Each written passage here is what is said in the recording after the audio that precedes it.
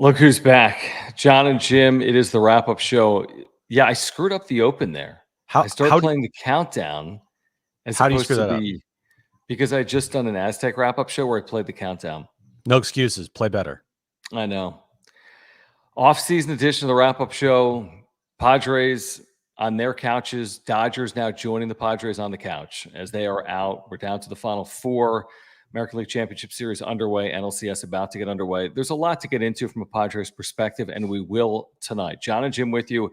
Sunday night edition of the wrap-up show. In my opinion, the best wrap-up shows are Sunday night wrap-up shows. So whether you're here live or on replay, please subscribe, smash the like button for us, follow us on Twitter at Jon Schaefer, at Jim Russell SD.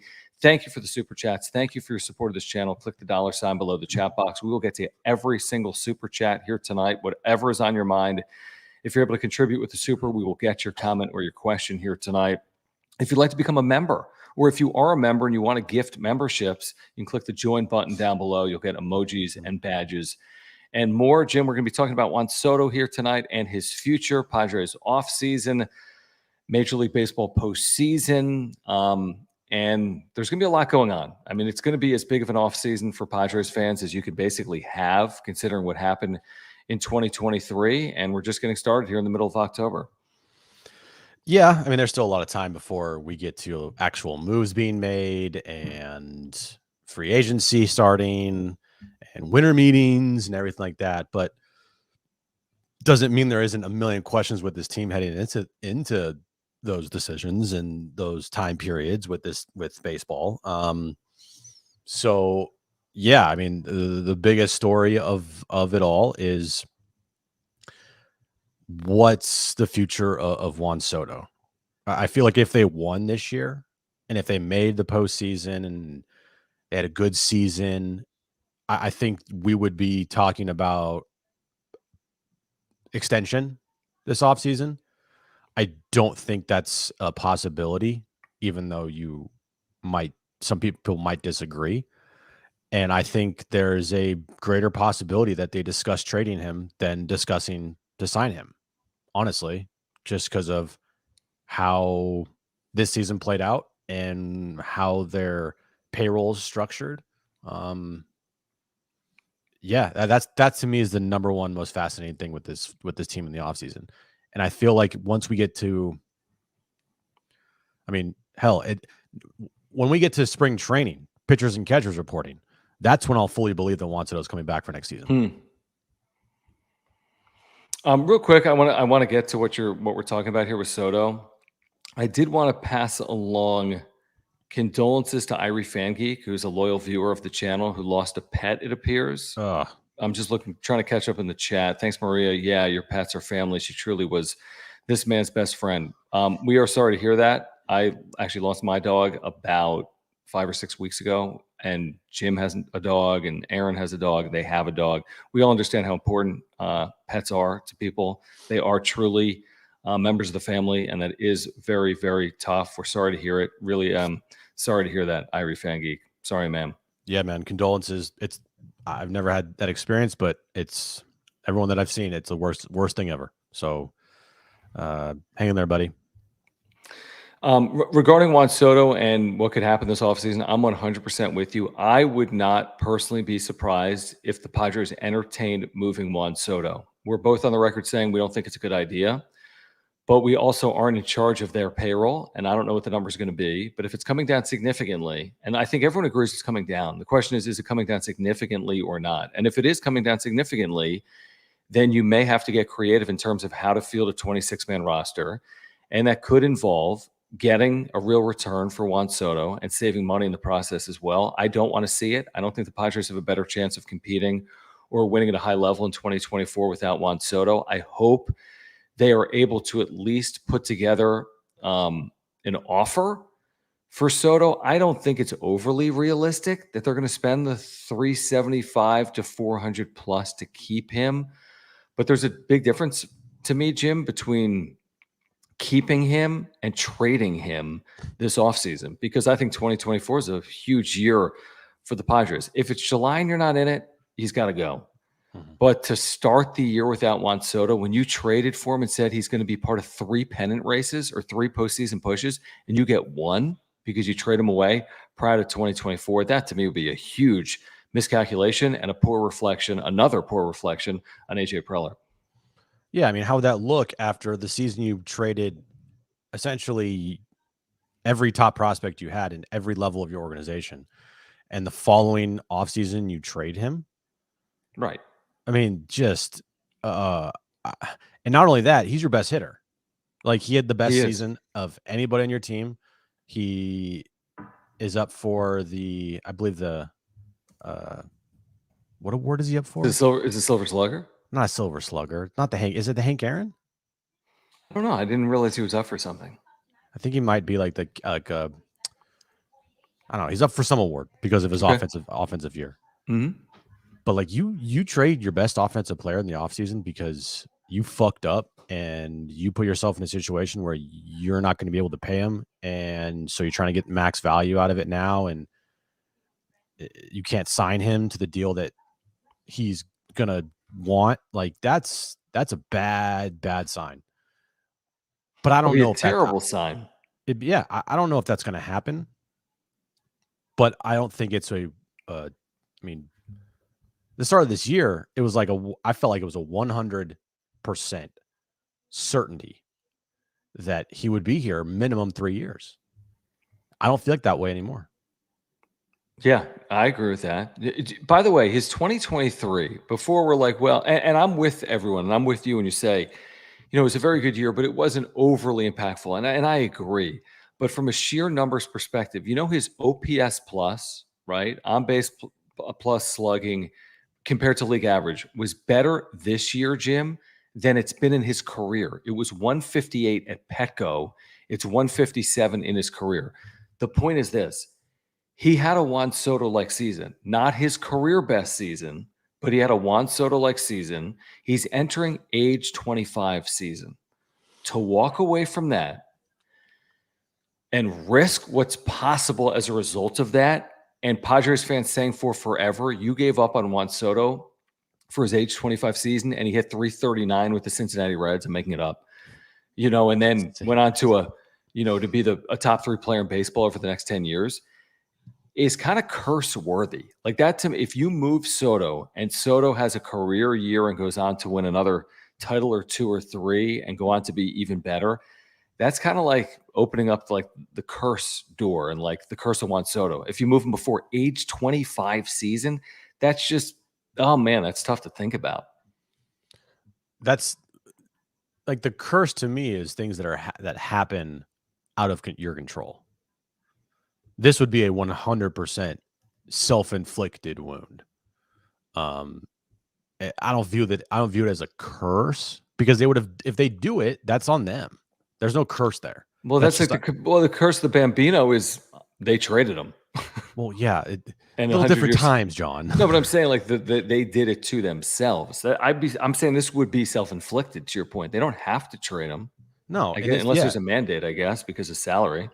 It's a self-inflicted wound that if they did it, would just look horrible. Mm-hmm. Unless they win at a huge rate next year. So, I mean, I am a little scared just from the standpoint of them potentially talking about it and thinking about it. But also, I think we're also underestimating the influence that Peter Seidler has here. Mm-hmm. Because, I thought the right thing to do and the necessary thing to do at the end of the year was making a change at general manager. But the influence of Peter Seidler said, no, I'm not doing that. Go in a room and fix this. Now it could turn out to be a good thing that this happened, or it could turn out that next year is another shit show.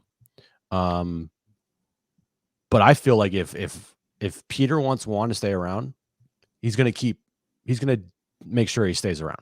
Mm-hmm. I don't mean by like sign him to a, 15-year deal, $500 million contract. But I do think like at least keeping him around for next year to help give you more opportunity to sign him long-term in the future. I agree with that. Yeah, I think Peter Seidler ultimately is going to have. I mean, obviously, with a player like Juan Soto, he will have final say. I wouldn't think this is the same Peter Seidler that said we're not scared to give out $500 million contracts. It's also the same Peter Seidler that has said that AJ Preller's excellence and that he's not going anywhere, period. So, he's made some interesting decisions. You could argue, Peter Seidler, but you better think long and hard about moving Juan Soto. Like, you better be getting a package and then some that is comparable to what you gave up a year and a half ago. And you better be pretty convinced you can still win in 2024 if you do it, because it's going to be very challenging to convince a fan base that drew 3.2 million fans in 2023, and you're going to move Juan Soto off 3.2 million fans at Petco Park, and you're going to be able to sell that. Yeah, good luck. Gus, thank you so much, man. Really appreciate the super chat, guys. If you are here, please subscribe. Year-round content for Padres fans. Whether you're here live or on replay, please subscribe. Smash the like button for us. Follow us on Twitter at Jon Schaefer, at Jim Russell SD. If you're here live, thank you for the super thanks. Click the $ below the chat box. If you're here on replay, thank you so much for the super thanks. And again, if you're here live, thank you for the super chats like this one from Gus, our first of the night. Gus says, if no World Series aspirations, trade Soto, title or retool. Interesting way to look at it. Yeah, I think that's reasonable. Like, are they going into the year thinking they can win it all? And if not, maybe put everything on the table. They fucking better be going into next year thinking they can win it all. But if you trade Juan Soto, is that what they're thinking? Dude, yeah, you better be thinking that regardless. You still have 3 players on your roster. Well, let's see here. Yeah, 3 players on your roster having a $280 million contract or more. You have 2 pitchers on your under contract making over $100 million. You have a powerless first baseman / second baseman making $80 million for his entire contract. The AAV is not crazy. But yeah, dude, if you're not thinking World Series aspirations, you got Bob Melvin as your manager. If you're not thinking World Series aspirations with those players, what the fuck are you doing? I'm sorry. Yeah, but I'm just wondering, you're going to sell, hey, we are going to be better without Juan Soto? No, they can't. But right. That what I'm telling you is if they try to do that, it's for me at least, and I think a lot of fans, they ain't going to buy it, because to go from, hey, we're trying to win our first World Series championship in franchise history to, right, well, hopefully we just make the playoffs and see what happens with the players they still have on their roster. No. That ain't going to fly around here.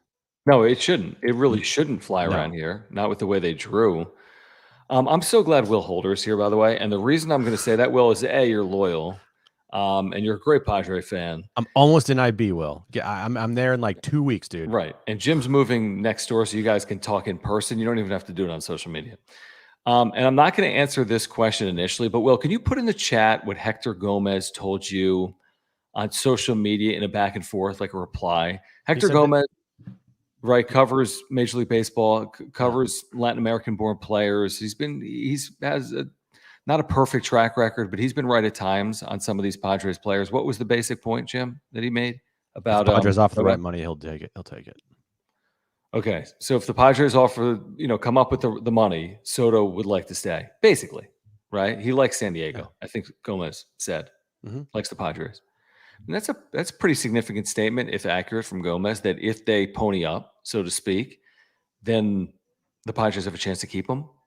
I mean, that's pretty significant. We'll see if that's accurate or not. In terms of Will's question about who's playing first base, I think it's a huge question, because clearly you played guys out of position, and you made Jay Cronenworth worse because you moved him to a position that requires power. So Jay Cronenworth's year as a second baseman is a lot more livable with than his year as a first baseman. Now, I don't know what they're going to do, Jim, because I don't think they can go out and spend at first. I don't think Manny Machado, because of his elbow, is all of a sudden a first baseman. So I think it's an interesting question heading into next year. It is. I don't know the first baseman market. I haven't checked on it, but they can't have Jake Cronenworth be your first baseman primarily next year. You just can't. He is not that type of player. His value just sinks to the bottom of the league when he's your first baseman. and he has been on a decline every single year he's been in the big leagues. I don't know what they're going to do with him, honestly. I don't. Because, frankly, I don't see a true everyday spot for him on this team. I don't. I don't think he should play first base every day. I'm not putting him ahead of Kim. One, defensively, it's not even close. And two, at least Kim has shown improvement offensively every year he's been in the big leagues. You can't put him in short because you got Bogarts there. You can't put him at third. He's not third baseman. You have him as your DH? Like, no, you're not. I don't know what the value is of Jake Cronenworth on this team, truthfully. And a little bit of a hot take here, but I think I would try to move him in the offseason. Well, hold on. It's a hot take because who would ever consider taking him? That's a problem, but doesn't mean they can't try. So he's owed, is it now 7 years, 80? Was that after the 2023 season, or is it now 6 years, 70? Probably. I don't know. But whatever it is, I mean, based on the production the Padres got from him this past year, he's not worth 60% of it, in my opinion. It's not to say it's the worst trade or it's the worst signing ever. It's not Hosmer 144. No. It's 80. That's half the amount. His productivity is capable of being better than Eric Hosmer's. But to ask him to play first base for it's especially at Petco and require power and not get it. And he's gotten worse, as we've talked about. I mean, and he's in his 30s now. And you have him through like age 37 season. Why? Yeah. You didn't have to sign him. You could have given that money to Ha-Seong Kim. You didn't have to extend Yu Darvish. You could have given that money to Blake Snell. Again, everyone has all the answers in hindsight. It's not my job to be GM, and it's not easy. Right. But man, with the benefit of 4 months of hindsight, there's some bad decisions you can go to immediately. Yeah. And look, it might cost you some, prospect capital to trade him, Cronenworth. But I just don't see the value of having him on this roster. He's not helping you at first base like you need to have a first baseman help you. It's not the production that you're looking for. Now, AJ, I just don't think AJ's smart enough and has the balls to do these types of things because he wants to see things through instead of making the smarter moves and but like Jake Cronenworth, Trent Grisham, those two guys to me like should not be on this roster next year. They're not. It's not worth it. They're not players that I feel like are worth having on your roster. I think that you can get upgrades easily at those two positions over those two players. I know Jake Cronenworth is a bit of a fan favorite, but thinking with your head here and just watching him play and looking at the numbers, he's not the player that I feel like gives you the value that you're looking for at that position. I mean, what he did this year, he's a one WAR player. I know he was hurt by the end of the year. He's a one WAR player that is your starting first baseman, which again is probably better than Eric Hosmer. He had a 689 OPS. And oh, by the way, last year he had a 722. So who is he? Is he that player or is he the 831 60-game season guy we saw in 2020? No. And unfortunately, it's more likely he's the 720 OPS guy than the 820 OPS guy moving forward. And you would take somewhere in the middle. You take the 770 guy, but off this year, I don't know if we can guarantee that. Ending the year on injury as well. Yeah, he's getting older. Jake Cronenworth says he's done some nice things here in San Diego, but it's just the value of him. And I said it's the same thing with Eric Hosmer. Like you weren't getting the value that you needed to get from a first baseman. And it made it even worse because he was getting paid a shit ton of money. And so every time he played and didn't perform and had a 720 OPS, and you're just like, okay, what are we doing here? It's the same thing with Jake Cronenworth. I mean, you just take away the names and you just show me the numbers, right? Jake Cronenworth, I think, worse than Eric Hosmer. He was last year, yes. Yeah, last year. And maybe the last 2 years, to be honest. It's very similar to the production you were getting. Unfortunately, I hate to say it, I like Jake Cronenworth. I do, but I like players that help this team win. And unfortunately, the last 2 years, he hasn't really been that guy yet. To take nothing away from the Dodgers game. No, I mean, that's a massive moment. right? Okay, that's a massive But you moment. can't But build was a it worth team off 80 moments. million? You can't build Yeah. a team off moments. Right. Was it worth 7 years? No. Alex, thanks for the Superman. If you're here, please subscribe. If you're here, thank you for the super chats. You can click the $ below the chat box. We'll get to all of them here tonight. Alex says, no Manny until June, possibly. Can't trade Soto. No. That would require a medical setback. June. It's October right now. That's like 9 months from now. That would require a medical setback. Manny has always been one to push the envelope, not the opposite. You and I, Jim, would be shocked if Manny Machado didn't play before June. Now, I don't know if he's going to be playing in the field because I don't know the extent of the injury and what it's going to require to come back from. But personally, I'd be surprised if Manny Machado was not DHing opening day for the Padres. I don't know about Korea series, but opening day of the season after the Korea series, when they get home for the Giants, I would be surprised if Manny Machado was not DHing. Yeah, I mean, if he's not in the field by June, I could maybe go that far. Yeah, but potentially. But I mean, if we don't see Manny have an at bat until June next year, something happened. You got big problems. Something bad happened. And that's not the recipe to get off to a good start. And I know he didn't play great this year, but come on, you're going to need Manny Machado over the first 2 months of the year. I would guess and bet a lot that you're seeing Manny opening day in Korea as the Padres DH. I could see it. And if it's not Korea, it's going to be that Giant series at home. Right. I mean, you don't have to have the Korea series is what it is. I mean, they count. Don't get me wrong, but I don't know if I have to force my way back for those 2 games if you can get back for the other 160 of the 162 games because it is a week. But I mean, March 20th is super early. I know for the Padres to be playing. They're going to be playing before. It's the Cancun Bowl, Padres and Dodgers. It's the late October Bowl between the Padres and the Dodgers. Padres have a pretty big head start on the Dodgers. Yeah, Padres have already been checking out the sights and the scenes, paragliding. But now that the Dodgers are there, it seems like a really fun time for the rest of the month. I'm going to get to another one from Will because Will's just a buddy, and I see it in the chat. And we'll get to some others here as well. If you want to make sure we get your comments, just click the $ below the chat box. Will says, have you guys talked about Bomel yet? Why is he considered a given coming back? He hasn't said anything to the fans yet. I mean, here's the thing. I'm looking around baseball right now, Jim, and I'm seeing names that are being tied to vacancies, like what's going on right now with the Giants. I'm not seeing Bob Melvin's name. No. He did speak to the AP. And to Will's point, I'm not saying it's 100%. I don't know how much is 100% in sports. Things can happen, but I'd be utterly shocked at this point if Bob Melvin wasn't back based on what he said to the AP and based on what AJ Preller said in the year-end press conference.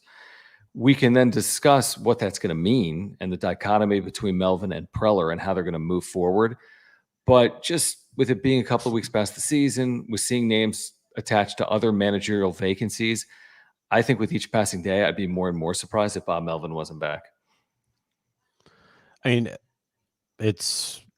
call a spade a spade. It's not normal how this whole thing happened at the end of the year with so much swirling around the future of Bob Melvin to have him not talk once to the media and have it be announced that he's returning was interesting for sure, especially amid the, reports and everything about how they don't get along and it's just this turmoil and tension-filled relationship, and to have Preller kind of just say, fuck it, I'll do a Zoom, I don't care, and then Melvin to not speak other than like a quote to the AP and maybe Kevin. It's just it looked weird. It looked weird. Yeah, I agree completely. The whole thing. I agree completely. But I do think that he's coming back.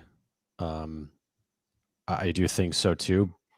But at the same time, I wouldn't say I would say it's 99.9% he's back. Mm-hmm. I feel the same way. I'm leaving the 0.1% of something crazy happening as a possibility. Now, once all these positions get filled, like once the Giants, once the Mets, well, then it's 100%. Mostly those two places. Then it's 100%. Yep, I agree. All right, let me get to the super here from Evan B. Thank you, Evan. Appreciate the super. If you guys are here, click the $ below the chat box. We'll get to all the supers. He says he's watching on delay. Apologize for the late comment, but damn, John, sorry to hear about Murphy. I think you're talking about Sully, my dog. I didn't know his antics will be missed around these parts. I appreciate that, Evan. I do. Yeah, my dog passed away. I didn't talk about it, I don't think, on the channel about 5 or 6 weeks ago, sadly, after, yeah, he was in a little bit of poor health towards the end. But yeah, he's missed. I'll tell you that. In fact, you want to see his ashes, Jim? Not really. Hold on. Okay, here we go. This is a first. Okay. Oh, Sully. that's cute. Here he is. He's in a box now, sadly. Hey, Sully. Aaron's going to 100% do that. Rest in peace, Sully. I said Aaron's going to 100% do that. Dude, And Aaron's going to lose her mind. I know. Well, Trust me, luckily, Bentley's a young dog, right? Relatively? he's 6. Yeah. Okay. You got time. Just take care of the dog. Oh, she takes care. We take care of the dog. Oh, I know. Believe me. The dog like does this with his head. Time to go to the vet. It was tough. We thought Sully would last longer. He took a licking and kept on ticking, but he was about 12 and a half, pushing 13. He was a great dog. Mm-hmm. I love this name, Alex. Thank you for the super chat. So I had Reese Hoskins. You know, I worked in the minor leagues, right? So Reese Hoskins is a former Iron Pig when I was in AAA with the Phillies, and he has raked at times in his major league career. Now he missed all year, right? Spring training injury. He's been out all year. He's a free agent. He heard it right away. Yeah. Yep. Name to watch at first, Reese Hoskins. I don't know what he's going to get. He's always been productive, but he hasn't had like the longest career or like full seasons. I mean, he's had 3-4 full years. His career OPS, Jim, is 846. His career OPS plus is 125. He's only, let's see how old he is right now. He's 30. 29. I mean, I love the idea. I love that name. I just don't know if they can afford to go out in free agency and sign players of his caliber. He's not, he's not some $200 million player. He's not a $100 million player, but I don't know if they can give guys 15, 20 a year. I don't know what it's going to take to get Reese Hoskins, but I know he's an ultra productive hitter with power. So Who was a big part of that team last year for the Phillies, by the way, in the postseason. Yeah, he was on a 1-year, $12 million deal. I think that was maybe because of the injury or not. That was because of no. It was his last year of arbitration. So that number should go up even off injury as a free agent. And they're talking about he could be activated for the NLCS. You see that? No, I did not. That's kind of a wow moment. I would take him in a fucking heartbeat. Well, it's a huge upgrade over Jake Cronenworth. Anybody they have on this team right now to play first base. And my fear, honestly, John, is what this team is going to do is not do anything. And they're going to move the puzzle pieces around. And you're going to see Ha-Seong Kim at shortstop next year. And you're going to see Jake Cronenworth back at second base. And you're going to see Xander Bogaerts at first. That's my fear. If that happens, it's just another sign of how AJ Preller can't build a roster.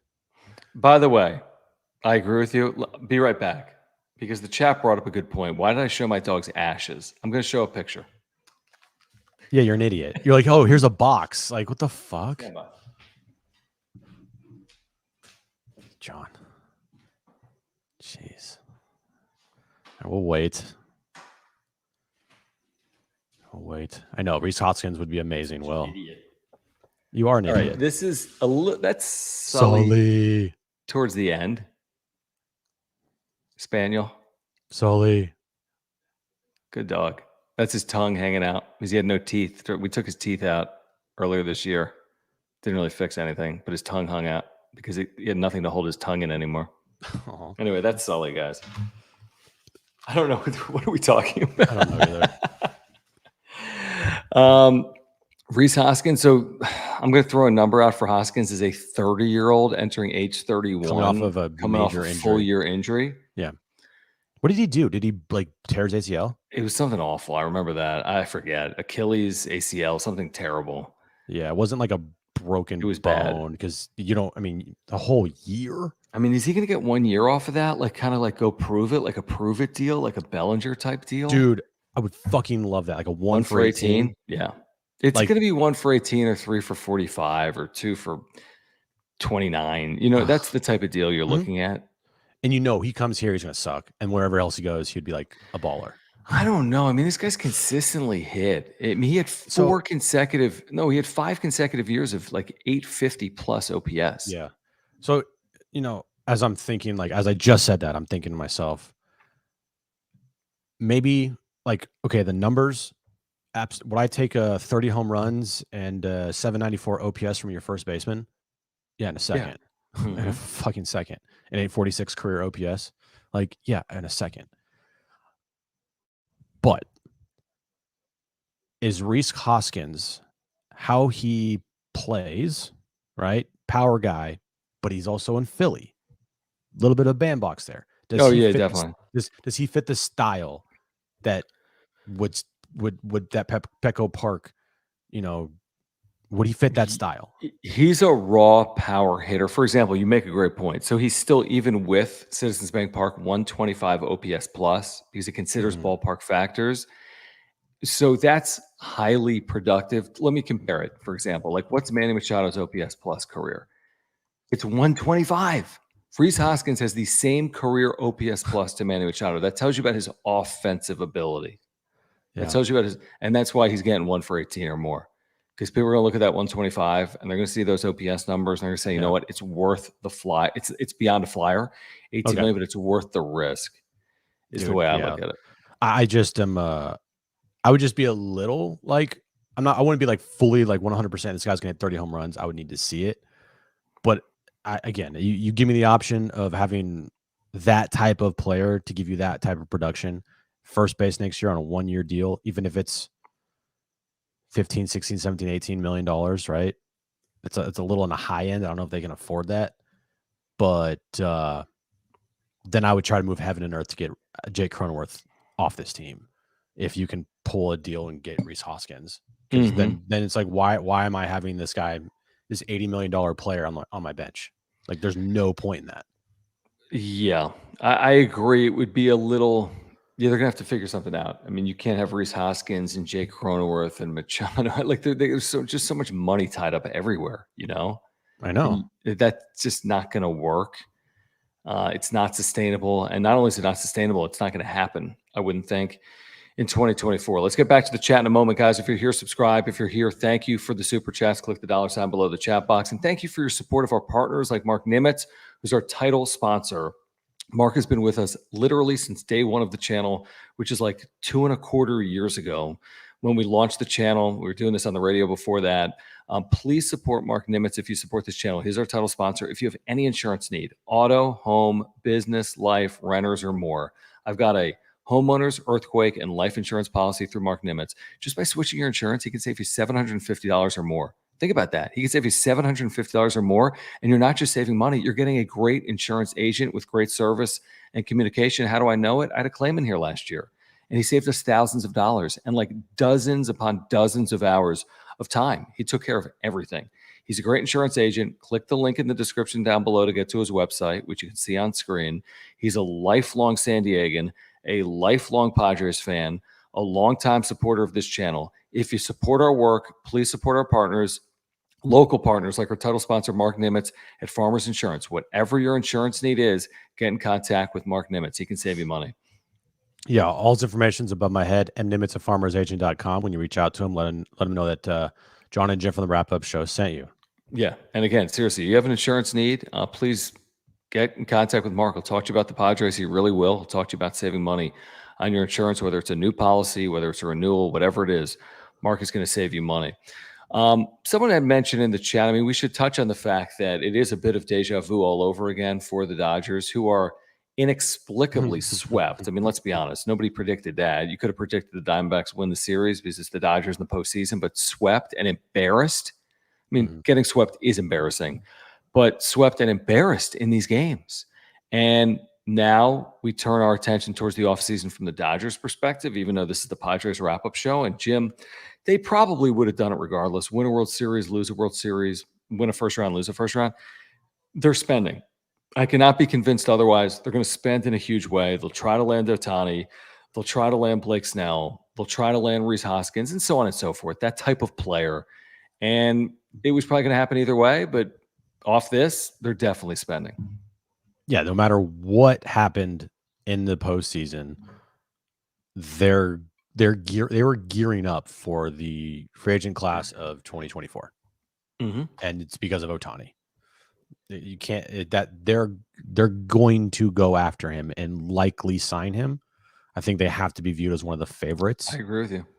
And now with the issues in their rotation, who says they couldn't go and pull a double dip and get Blake Snell as well? Like, he's the number one pitcher on the free agent market right now. Like, and it's not even close. I mean, if you look at the free agent class right now for pitchers, who do you think is the second best pitcher on the market? I don't have it in front of me. Well, the answer for 2024. Yeah. Oh, see, that's it. I was going to say, obviously, Shohei Ohtani would be is the second best. I take Snell immediately. I mean, like, just I don't know if Ohtani's ever going to be that guy again. Maybe he will be, but for certainty, Blake Snell. And I don't even know who the second person is in that. I'm going to tell you who it is right now because I want to tell you. And the answer is Marcus Stroman is probably the second to JD's Snell. third says, is Jordan Montgomery a free agent? Is he? I don't have an answer to that. I'm looking at a list here on Spot Track. There's not a ton of names. It was incredible tonight for the Rangers. By the way, Bochy. Yeah, I know. Winners win, bro. World Series. Winners win. Yeah, you know what? To your point, though, this is not a great list. Like, okay, Ohtani, Stroman. I mean, and then old. I mean, just a lot of old guys. Is Rich Hill a free agent? Yeah, but yeah, again, like, I mean, we're talking anyone of impact.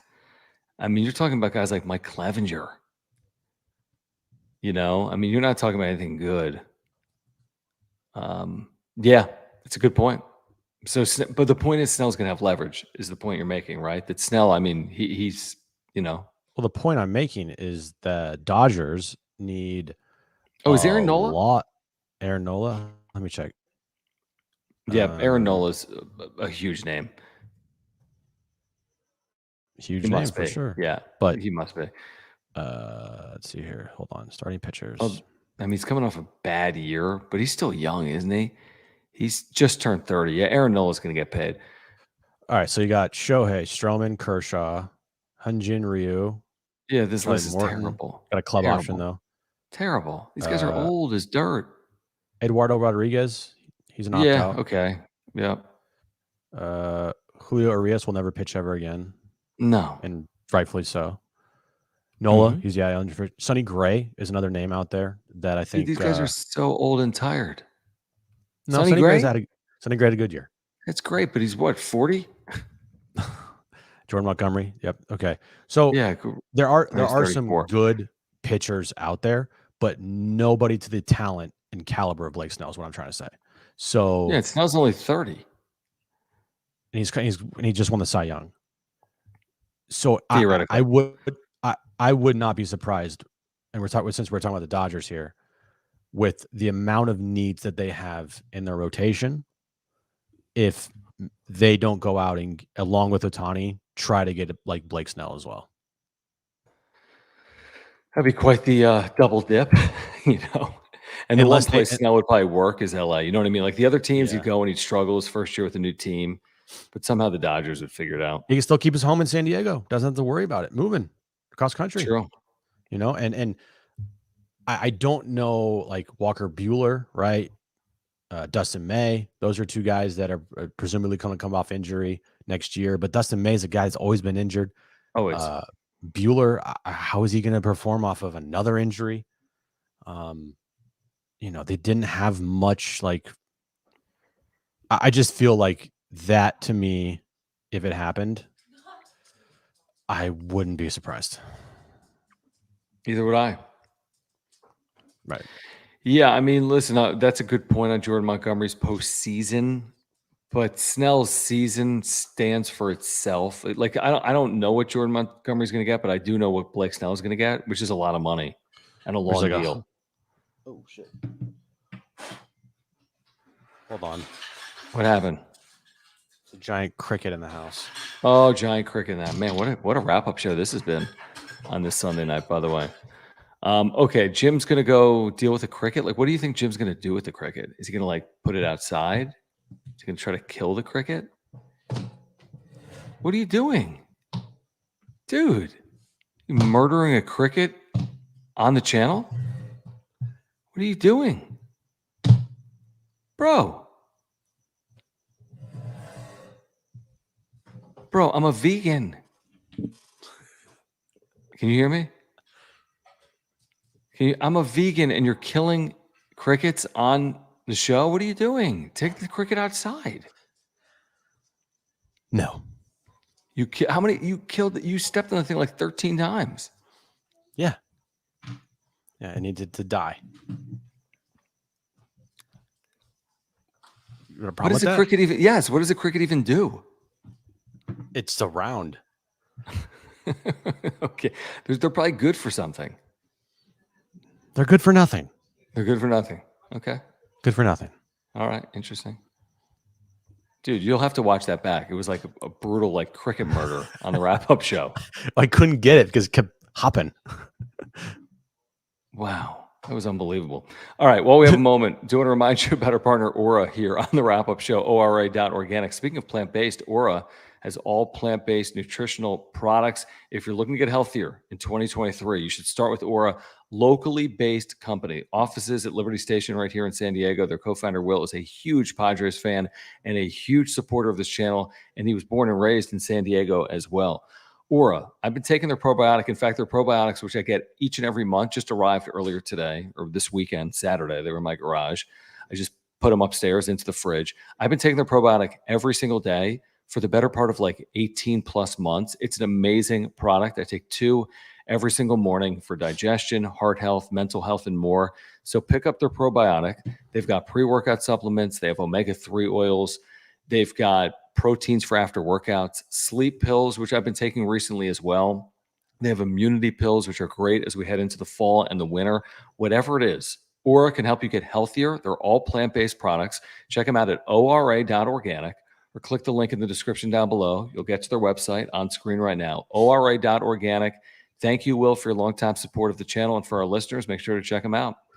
Yeah, go there right now. They have everything you need to live a healthy lifestyle. No, they do not have any protein that is cricket based, but they do have good protein for after workouts. They have great pre-workouts. They have everything there, supplements that you need to live a healthy lifestyle, organic, plant-based, healthiest on the market. So go there right now, pick up some supplements, and you'll thank us later.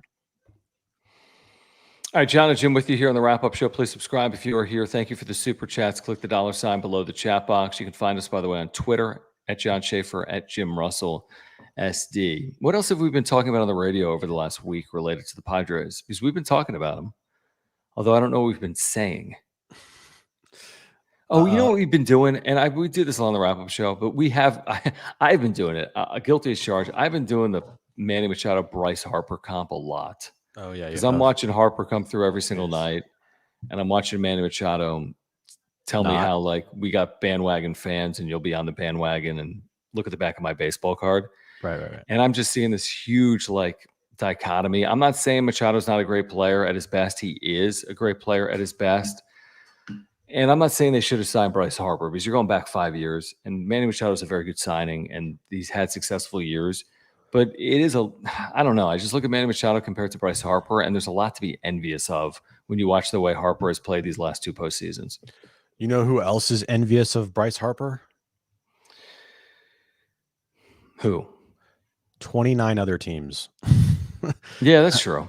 It's not just the Padres and Padres fans. Now, I will say, the Padres and the Phillies kind of having similar paths here, where they both, met in the NLCS last year and coming into this season, both having super high expectations, both making huge offseason signings, them with Trey Turner, here with Xander Bogaerts. So, like, they were on parallel paths as far as expectations go and rosters go and money spent goes.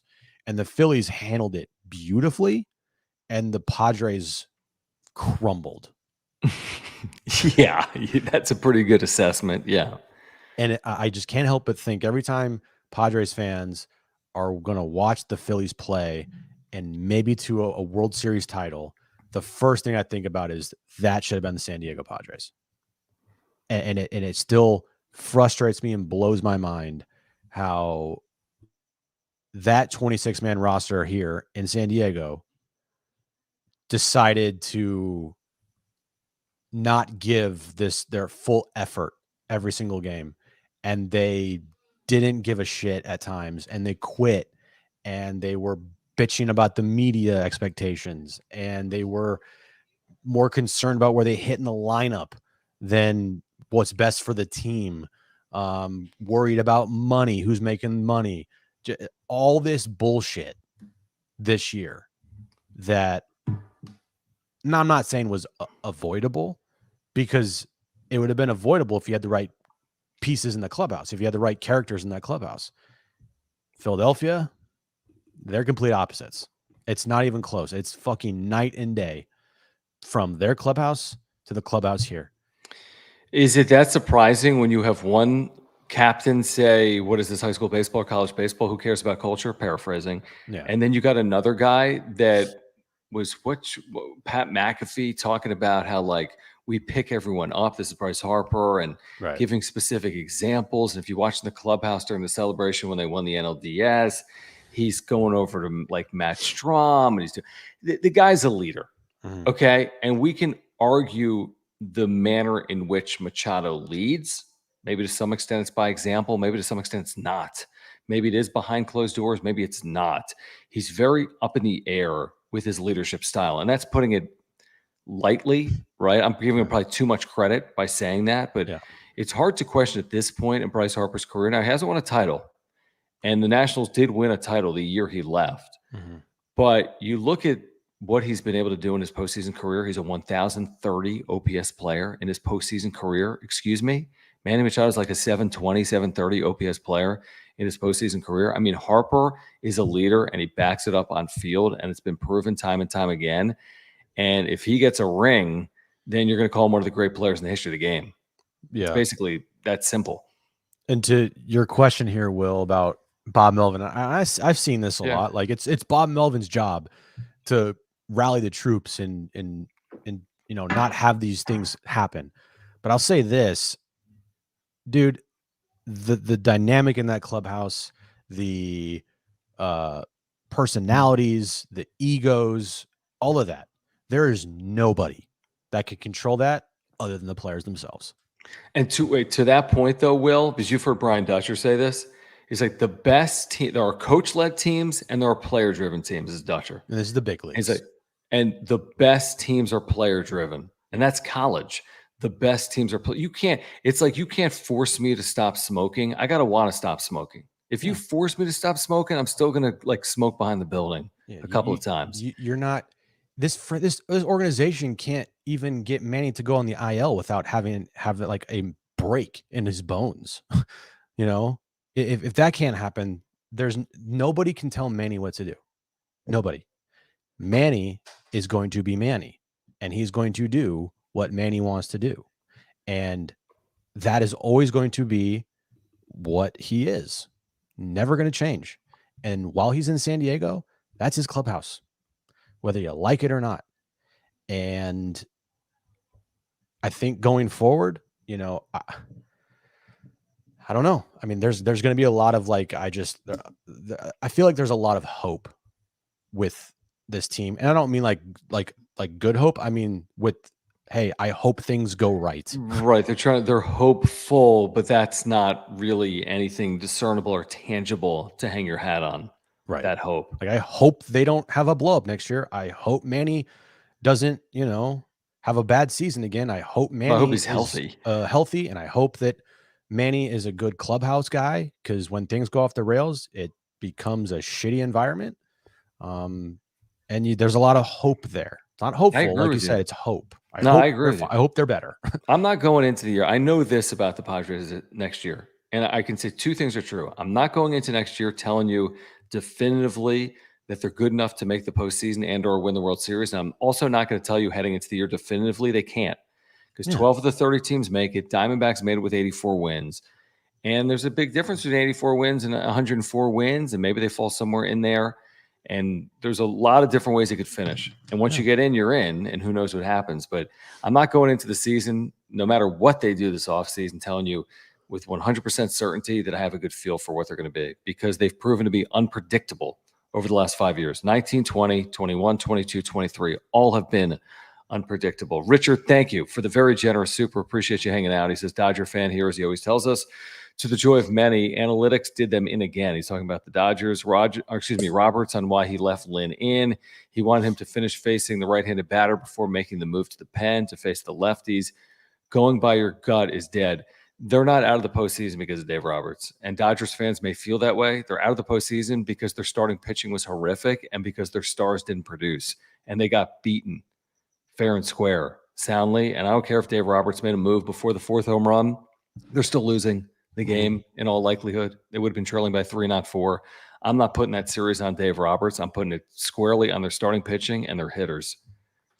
But I don't mind that Dave Roberts is still the manager of that team. Right. Like it just he in a regular year is not, they haven't won. Mm-hmm. That team is, the farther you get out from 2020 without them winning a championship, the worse that 2020 championship looks. Yep. You know, the Astros completely destroyed that narrative of the cheating scandal in 2017.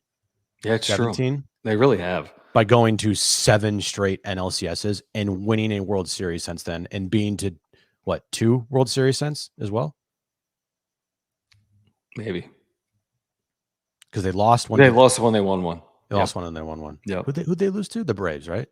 Yeah, the Braves. 2021. Have they been to the last 2 World Series? Yeah, they have. Jeez. Braves, Astros, Braves, Phillies. Amazing. So the Astros did exactly what they needed to do to distance themselves from the 2017 cheating scandal and kind of not like wipe it off the face of the earth, but no, nobody talks about that anymore. Yeah, not really. Nobody, because you know why? They won, and the same core that was there won, and they won championships. So now it's like, if you want to go to them and say, well, you cheated to get a championship, and then those players go back to you like, well, we won one, and we've been to 2 cents, and we've been to 7 straight ALCSs. Do you think that the cheating really helped us? Like, yeah, it helped us, but do you think that's the only reason why we won a World Series that year? And that's how the Dodgers have not been able to do it, is after 2020, failure. And before 2020, failure. Yeah. And the 22, I mean, listen, I've said this repeatedly and I stick by it. Of course, if the Padres won the World Series in 2020, it would be of significance. I mean, let's not kid ourselves. With all that being said, though, it was stupid. 60 games, 16 teams in the postseason, neutral site series. The play that Bellinger made in center field in the Padres wouldn't have been made at Dodger Stadium. It would have been well gone. Yeah. You know what I mean? Everything was just different. They happened to win. And I'm sick of hearing about the format when they won a World Series because of a format. Like, I don't know if they would have won the World Series in any other year if not for the 2020 format with the neutral sites and the 16-team postseason. So I'm with you. I mean, they have really struggled in postseasons. I think Dodger fans would tell you that. Even with 2020, they would tell you, man, they have struggled consistently in postseasons. And the Padres have won a postseason series more recently than the Dodgers. That was against the Dodgers last year in 2022. Yeah, the Padres have more wins in the postseason than the Dodgers. I mean, because Padres won last year 3-1. The last Dodger win was game one.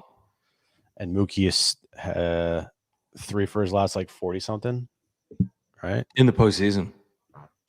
Yeah. Ugh, you gotta worry about that for a year if you're him, you know? Oh, I mean, who do you think's gonna have a worse offseason? Mookie or Ronald Acuna?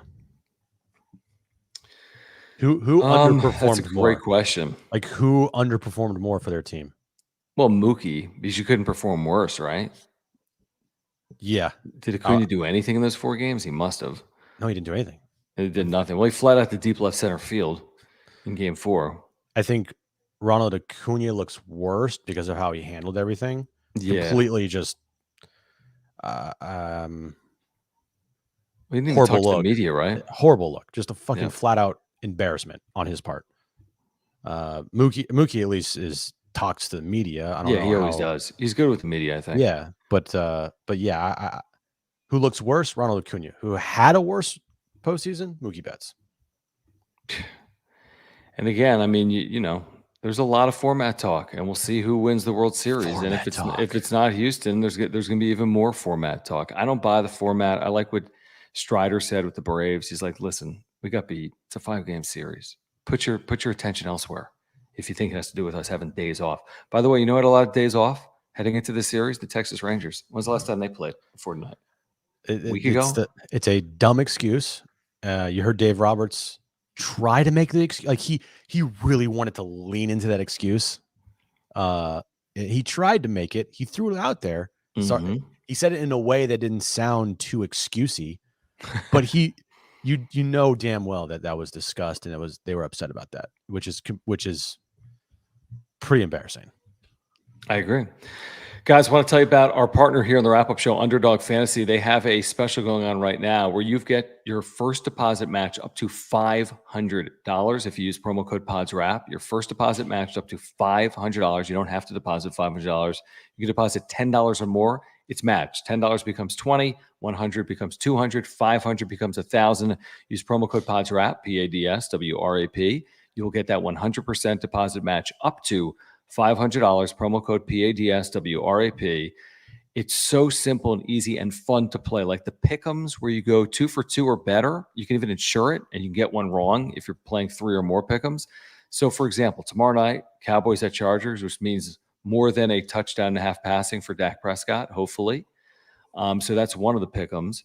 You can pair it with another NFL game or within that same game, or you can pair it with game 1 of the NLCS. Do we think that Tommy Pham will have higher than a half RBI? That pays 1.75 times. So, yes, we do. Who's pitching for the Phillies tomorrow? Can't answer that. But somebody can. But $20 pays 105, folks, if that happens. Dak Prescott has higher than 1.5 passing touchdowns tomorrow, and Tommy Pham has an RBI tomorrow. Your $20 wager pays he's been great. Pays $105. Use promo code PODSWRAP. That is PADSWRAP. Get that 100% deposit match. They've got drafts going on. NFL, Major League Baseball, simple to play. You draft or auto draft. They take care of the rest. No waivers, no trades. They set your lineup. Go there right now. UnderdogFantasy.com or the Underdog Fantasy app. Use promo code PODSWRAP, PADSWRAP. Get that 100% deposit match up to $500. Can you believe that a ALCS game is happening on a Monday at a 1:30 p.m. Pacific time? It's a little weird. They've been doing it with championship series because you have to have 2 games in one day, right? Because you can't have off days. You can't go back and forth. So championship series have been played during the day for a while, dude. But I mean, here's the weirder part. The weirder part of it is starting a series on a Sunday. It's not playing an NFL game. Sunday. Yeah, it's playing during Giants Bills. Are you kidding me? Right. So that's weirder to me than the afternoon games. But yeah, I mean, baseball's getting run over every single year by the NFL, and it keeps getting worse. It's not. I mean, it's not even close, dude. Regular season better, right? I think it was rule changes. Yeah, amazing. I love the 2.5 hour games. I love the faster pace of play. Mm-hmm. Love that shit. But you still have a regional problem.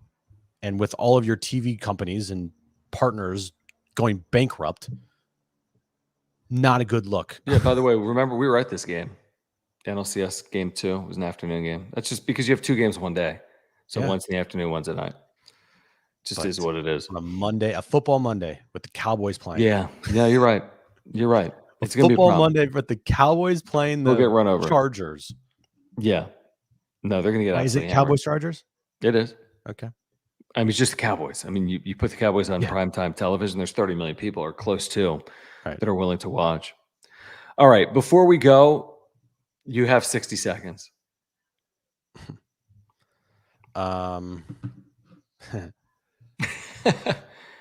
try to forget about this one. I mean, PJ Walker, can you get him for Purdy, or do you have to give up more? I think they should trade Christian McCaffrey.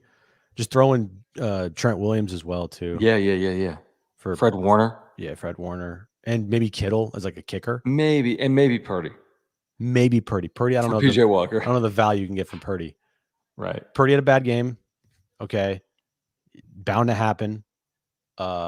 Cleveland defense is really fucking good. If you look at the teams they played this year, like they made Joe Burrow look like shit. They made a lot of quarterbacks this year look like shit. And this wasn't even like their best defensive performance of the year for the Browns. Purdy had a shitty game, but he made some big time plays in the final drive. And all I got to say is fucking kickers, man. Fucking kickers, bro. If you're going to draft a kicker in the 3rd round, that dude better never fucking miss. Wait, who drafted a kicker in the 3rd round? The Niners? The Niners drafted Jake Moody in the 3rd round from Michigan. And it was like, what? Wait, okay. First of all, because I only follow this game on social media, and it was fun to like make fun of you. But all I know is it was 19-17. So did the Browns miss an extra point to make it a 2-point game after scoring a touchdown? Is that what happened? Or did it, right? So it was 17-13, then the Browns scored to make it 19-17. They missed an extra point? No. They scored a touchdown and 4 field goals. Oh, they got to 19. I didn't realize that. But then how long was the field goal for the Niners? Yeah. 41 yards. Ooh. Yeah. It was pathetic. Time left? Which is seconds left or something? There was 9 seconds left. Dude, clean it up. You can't miss 41 yards in the NFL. That's got to be 98%. And it wasn't really even close, honestly. It was he pushed it. It was pathetic. It was and I got just, Nick Wright, bro. I would love to know how Nick Wright got to where he is. Like, why would he say? I know he was ripping Purdy. Right. No, he's everyone. I mean, if you do a bit where you legitimately get a tattoo, you're a fucking clown. Is he doing a bit about a tattoo? No. Remember the beginning of the year when he got a tattoo for his stupid Chiefs, dude, saying never a doubt, and because he said they're going to go 17-0. That's just utter stupidity. I would love to know how he got to where he got to today. Like, who did he have to just like? Because it's incredible. It creates enough that it works somehow. It doesn't. But they played like shit, and they deserve to lose. All right, that's 2 minutes. I care way more about the injuries than the loss, honestly. Yeah, their whole team's injured. Everyone died. But other than that, they're fine. It's fine. Richard, thank you. Again, he says, follow up to John, to a man. The 2020 World Series win gave us joy in a joyless year, but it's hollow. All Dodger fans want the full 162. We understand that. I respect that, Richard, you saying that on a Padres channel. I respect you saying that.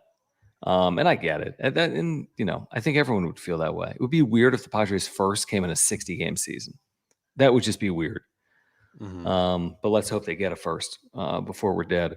Dude, Joe Burrow at the beginning of the year versus the Browns went 14 for 31 for 82 yards. But Joe Burrow's been awful basically for the year, hasn't he? Not the whole year. Well, the first 3 games. What are you trying to do? Defend the Browns defense?